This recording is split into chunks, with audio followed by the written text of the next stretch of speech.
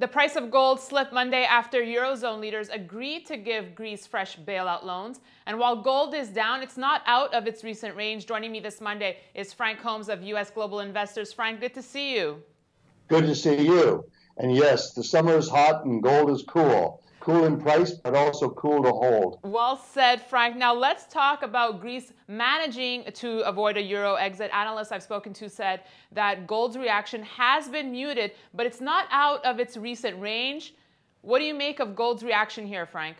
Well, I think that's a lot of short-term noise out of Greece. What will happen if they do leave and the impact it'll have on the EU have to bail out all the banks and all the other sort of currency destruction that's taking place. So I think this will take months before it unfolds. But short term, I think what's more important is what took place last week on PMIs. The Global Purchasing Manufacturers Index, when it turned negative a week ago, immediately oil dropped $4.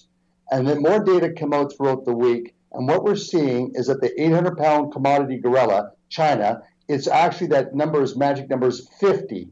So they're basically treading water in the water, they're underneath the water, and they have to get their economy above 50. The governments came out with several policies to stabilize their stock market and to try to stimulate economic activity. This does impact the consumption of gold. The largest monthly savings program for gold investors is now out of China.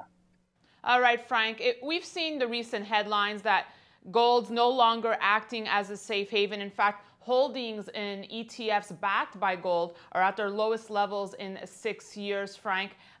Have investors found a new safe haven here? No, I don't know there's a new safe haven. I think that money moves along very quickly, and the counterparty hedges. They're all looking at right now negative real interest rates. What is the difference between a negative rate in the euro versus the dollar versus the yen versus the pound? I think that these are the key factors we're looking at. But gold, we just have to take a look at lower oil prices means the Middle East recycling their petrodollars into consumption of gold has slowed down. We're also seeing this take place in China and trying to stabilize their stock market. These are short-term factors or headwinds for gold. All right, Frank, I want to ask you about another news item that was overlooked by media. Citigroup cornering the precious metals derivatives market. In fact, exposure soared over 1,000% in just 1 quarter. Why did Citigroup make this play, and what could it mean for the metals, Frank?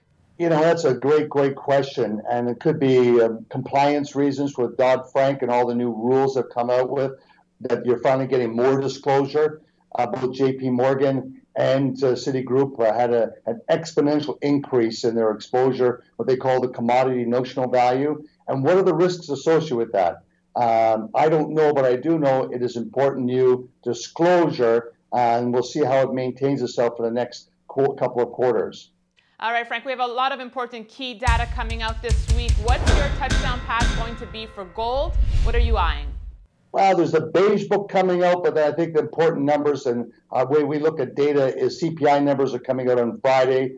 I think that they're important to give the direction for global currency rebalancing. All right, Frank, final thoughts for investors. Well, the final thought is a shift of gold. We've written about this tectonic shift of gold that's going to Switzerland. Big bricks are going to Switzerland. They're approximately 70% of all refinement of gold, and they're being melted down to smaller bricks, and they're going to the Far East.